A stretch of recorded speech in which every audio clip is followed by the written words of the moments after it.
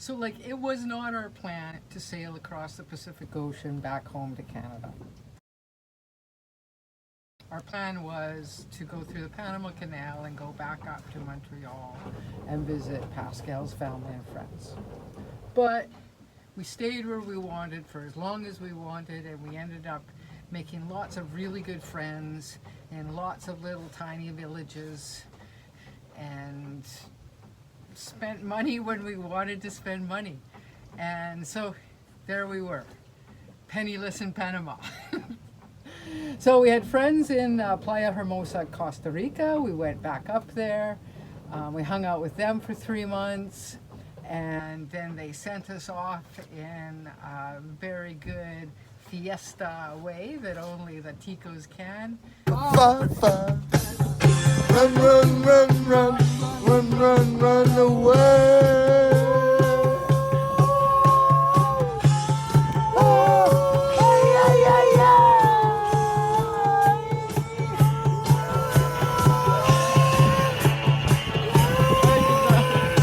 And we set sail. Little did we know what was ahead of us. Once upon a time, there was a dog, a bitch, and a puppy who went at sea. They were called the ocean dogs. They had no gut, except for the one that they lived on.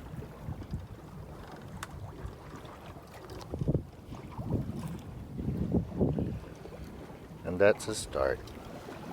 I reviewed my chart and plotted the way. It should take us 76 days to reach the coast of Canada, sailing at an average of 3 knots. This is the day. Oh boy, that's gonna be a long sail. Even though we know we might bob for a few days before we get the good wind, we decided to carry on with the departure.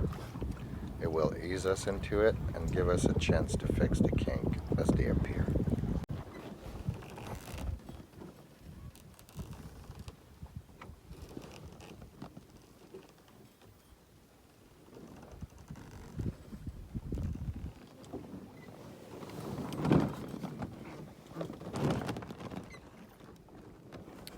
It's glorious out here.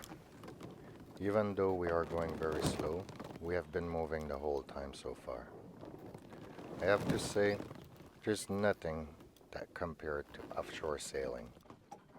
The nights are magical. There is time to reflect. Time slows down.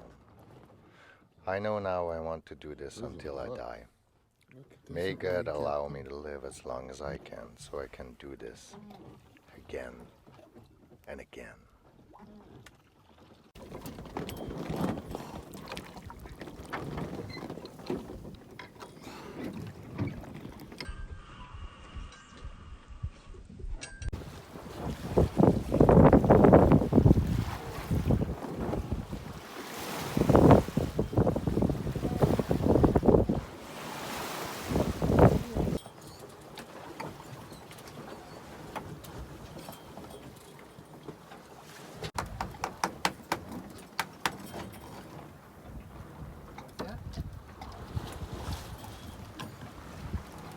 Bites you in the ass? Yeah, Dre bit me in the ass. Hey, Dre.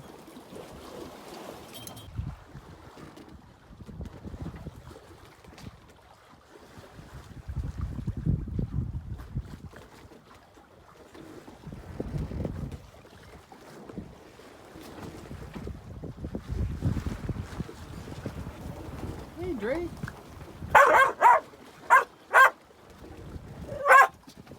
The boat.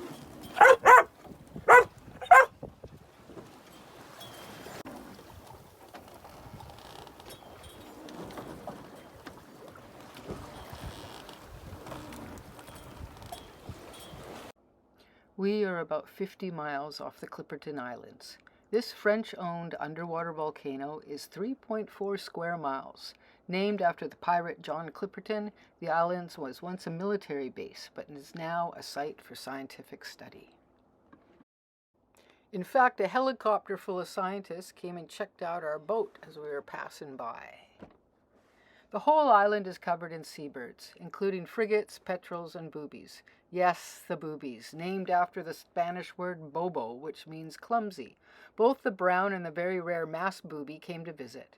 These guys can fly 70 kilometers an hour, so coming to our boat is nothing to them.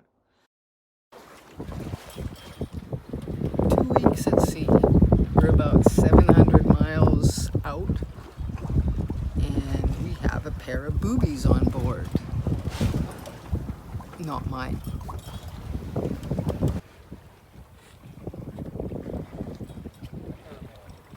Peek-a-booby. Hello. How are you? It's a cutie. Yeah, you are. Anyway.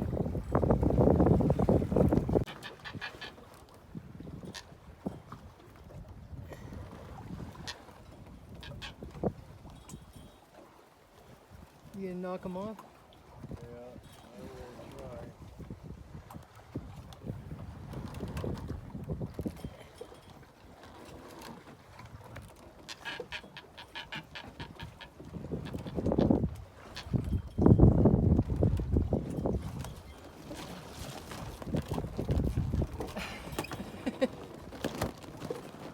He's a tough one.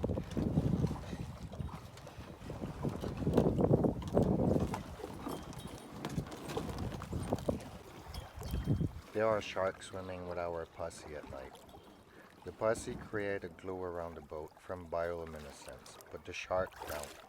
I can see their black silhouette. By accident, I catch one. I have to kill it.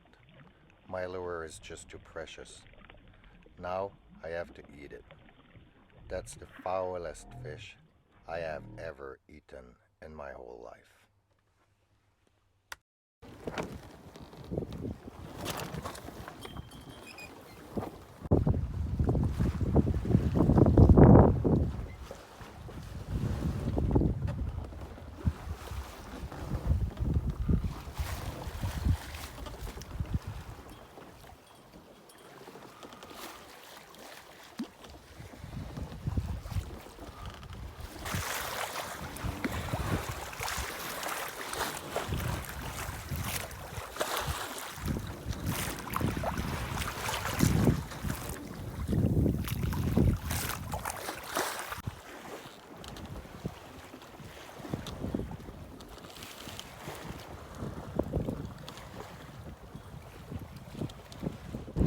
Took me a long time to fall asleep when I got off shift, but oh boy am I funny this morning. It's just like I woke up, still a bit drunk, and acted like a clown. Cindy had a couple good laugh. I said, oh boy, this journey is making me way funnier. She said, no, I think we're going crazy. I told her, no, I'm funnier.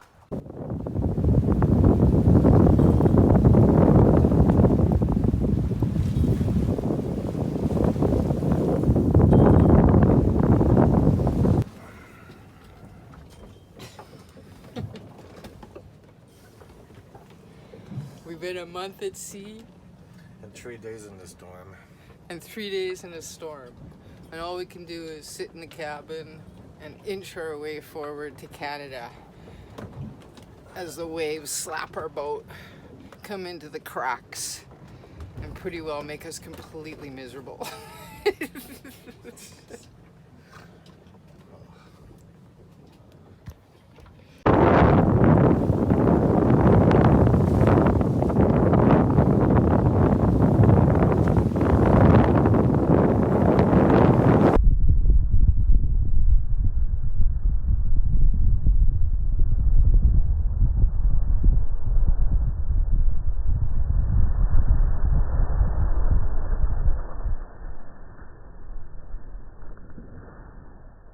We have dolphin visiting us almost every day, flying fish hitting us in the face, squid landing on deck, dying, and stinking up the place until we find and peel them off the deck.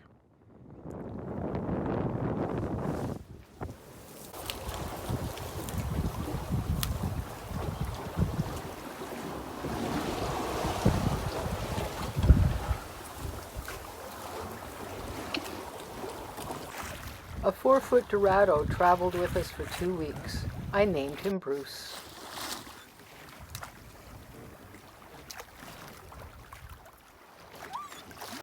This is not Bruce.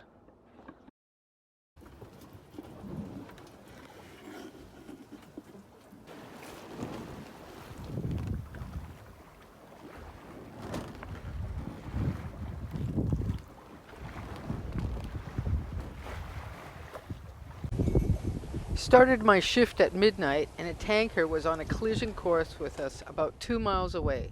Radioed the ship to make sure that they saw us and he told me to alter my course. I explained that we were a sailboat, engineless and in rough seas. I gave an exasperated sigh and in a thick Russian accent said, "Okay, I will go around you red to red." Really? You think? Today was water making day. Around every 10 days we have to make water. It's also a day get a few clothes washed, do the dishes, and clean ourselves.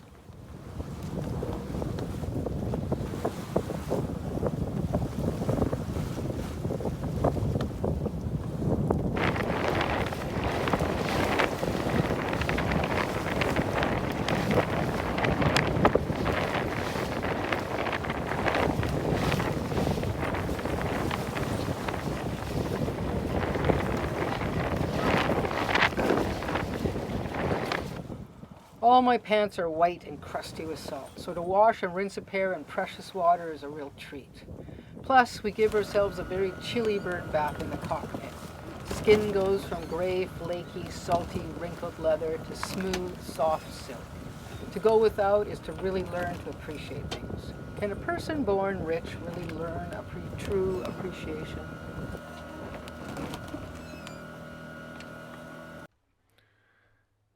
In a few more miles, we will be passing the midpoint of this waypoint. I believe we are well past the midpoint of the whole trip, having navigated more than 3,000 nautical miles. The celebratory vegetable chips will come out the pantry and be eaten today. We are getting down with the cans of tuna, and there's no fish to be fished here. So, we will start our beans and rice diet pretty soon.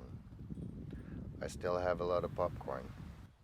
This has been our night snack for quite some times now. And we have plenty of lime juice to prevent scurvy. It's also good to make electrolyte drinks. With salt and sugar added, it does the job and don't taste too bad.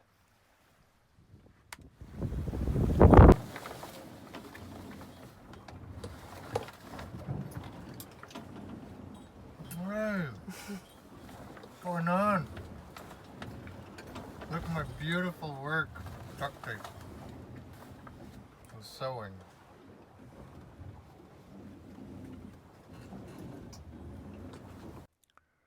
With the wind down today, I don't hallucinate music anymore. It's going to be good not to hear this angel-like shore singing never-ending songs. I think they sang Il y a longtemps que je t'aime on and off for 3 weeks now. It seemed like the song changed when the wind does. In heavy wind, I hallucinate more of a tribal chore, kind of like a Japanese manga with a very high pitch. Even though the songs are usually good, I am very grateful that it is always subtle, as if it's coming from far away, from behind the clouds.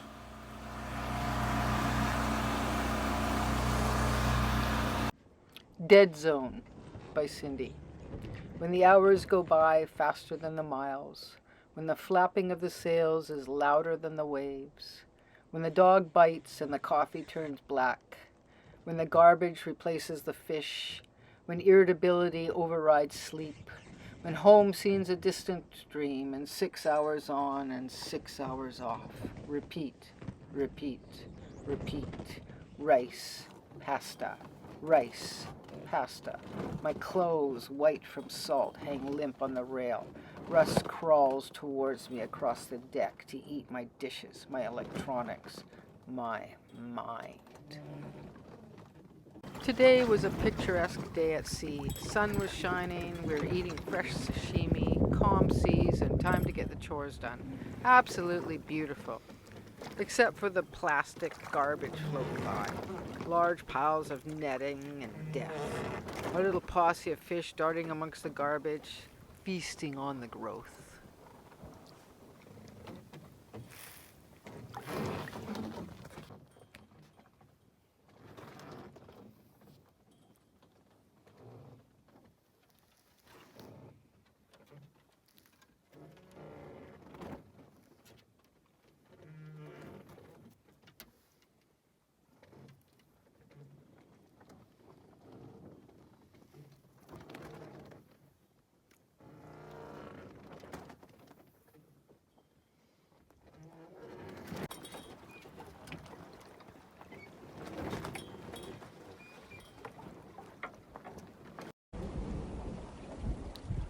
We are so far out there that the captain of the tanker that just passes us pressed me with all the questions and asked me many times, under many different ways, if we were in distress. I told him that we weren't in distress or in need of anything, that we were just a bit crazy. He laughed and passed us on board.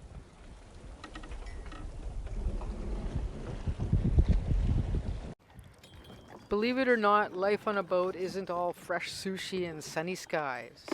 Yesterday I hit a low, the lowest since we left. A combination of boredom, no wind, 10-foot swells, missing my family. I got a headache, arms cramping. I'm impatient and frustrated. No clean clothes, limited food supply, deceiving weather reports. I could go on. But after my night shift and a morning nap, the world is a little blurry but bearable. Every day we're a little closer to home. Every little thing will be so appreciated. From showers to laundry to poutine. Actual hugs from family and friends. Talk about delayed gratification. We're hardcore sailors though. We're doing it.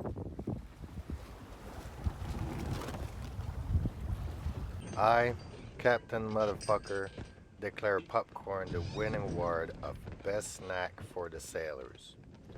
It is small to store, in large quantity, healthy and delicious. I am at my last bag and I wish I bought a full barrel of it. I am very sad. Very sad I am indeed. It's the middle of the night and we're just floating, spinning on a flat ocean. It's all or nothing lately. The sea is filled with millions of transparent creatures about an inch long and pill-shaped, plus little bright blue fish nibbling on the growth of our hull. It's a nice break from the continuous garbage. Not to be a downer, but holy shit, there's so much plastic floating out here. But it's still a wonderful world with amazing beauty. We just have to start treating her better.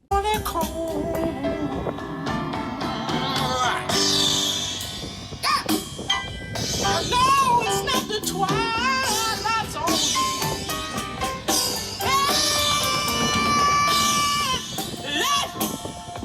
Let's up the phone.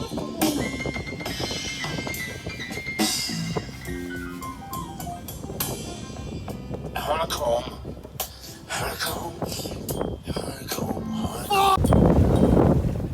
I heard that Sea Crazy happened in the night of the 89th day at midnight exactly. I heard that the poor sailors who are afflicted get naked, dance, and cry. And then, from that day on, that they are never the same. It is very subtle, but everyone sees and feels that horror that shines around those sailors.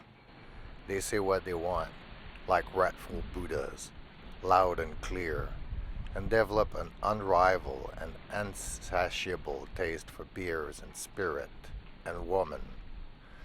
And they roam around the land looking for mate, telling their crazy story to anyone who wants to hear them. It is them who saw the mermaid and the kraken and the Moby Dicks and ghost of the seas. Every time a sea call upon those sailors, they go, because it is a call they cannot ignore, because this is where they left their soul, forever and ever, like lovers who met true loves once and lost it. This is what happened the 89th night at sea.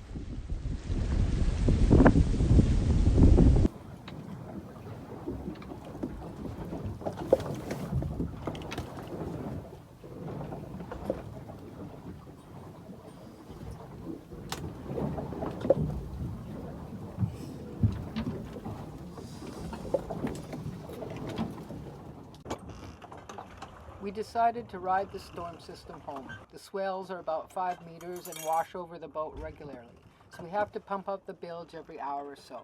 One of our gas containers popped its lid on the air vent, so we drained about a gallon into the bilge with all the rocking, causing quite a smell. Luckily, the constant rush of seawater over the boat has helped to wash it away. It's hard to sleep with the boat jumping and the waves crashing, but exhaustion overtakes us. Our meals are rice, beans, fry bread, or lentils, with canned mixed vegetables or pickles. If we had to, we could survive another month out here. Hopefully, we don't have to. On heavy seas, I can't help but to feel like a cowboy on a bull that is trying to throw me off. Hence the term ocean cowboy I made up. At some point, while bringing the sail home and lashing it, and especially big swells lifted me and the boat up. When I looked down, I was about 30 feet up, plunging down toward the crease between two swells.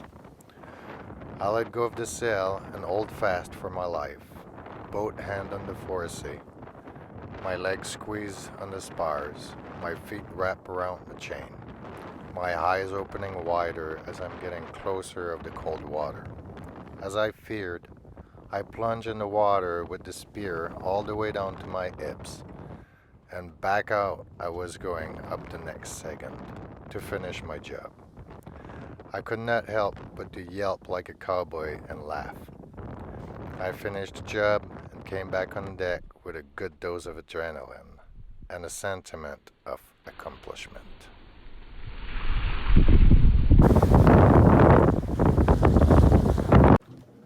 There is the noise of step on deck at night, for quite some nights now.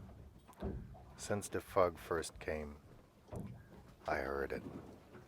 I jumped up and looked out yesterday, and I swear I seen a tiny, skinny, naked, wet woman with black hair and full black irises, looking back at me from the bow of the boat.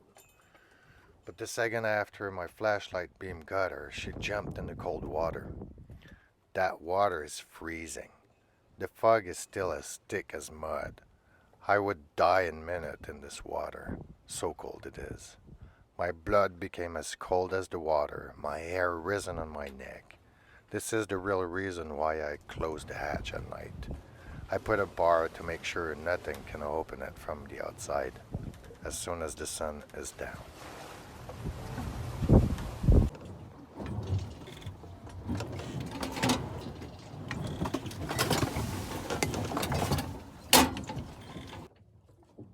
Heaving to, the act of setting the sails to have the boat create a quiet zone in a storm. It's like a vacation. No shifts, no alarm clocks, no setting the sails, just bobbing around while the planet carries on around us. The three of us were sea slugs, or seals, dragging our bodies over each other to get food, a book, or to go to the bathroom, and then back under the covers to read, talk, or play video games, and sleep. Sleep. Lots of sleep.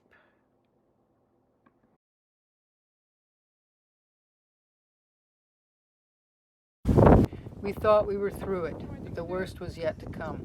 All 6 forecasts said the winds were going to calm down. We were overjoyed and were ready to get some rest, make water, and not be stressed out.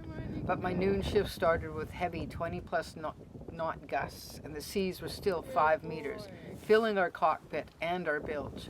I was so tired by 6 p.m., but the rocking and rolling made it hard to sleep. Then I got a shout from Pascal from outside. We had lost wind and the huge swells were turning us sideways, threatening to knock us down.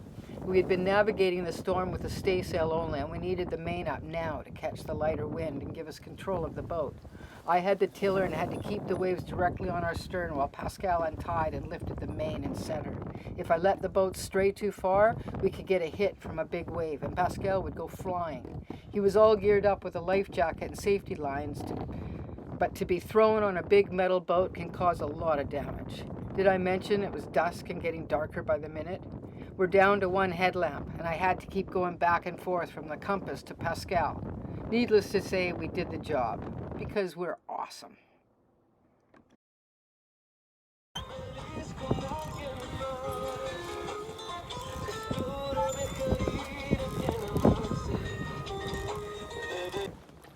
I got on deck and spotted land as the fog lifted. We were so close I could see the peak of the mountain with the snow.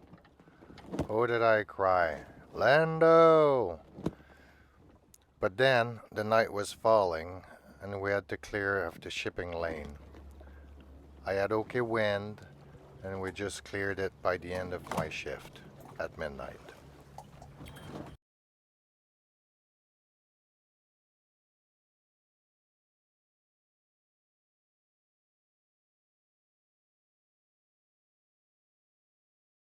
Provided go, east into port through. This is carry safe alongside. Over.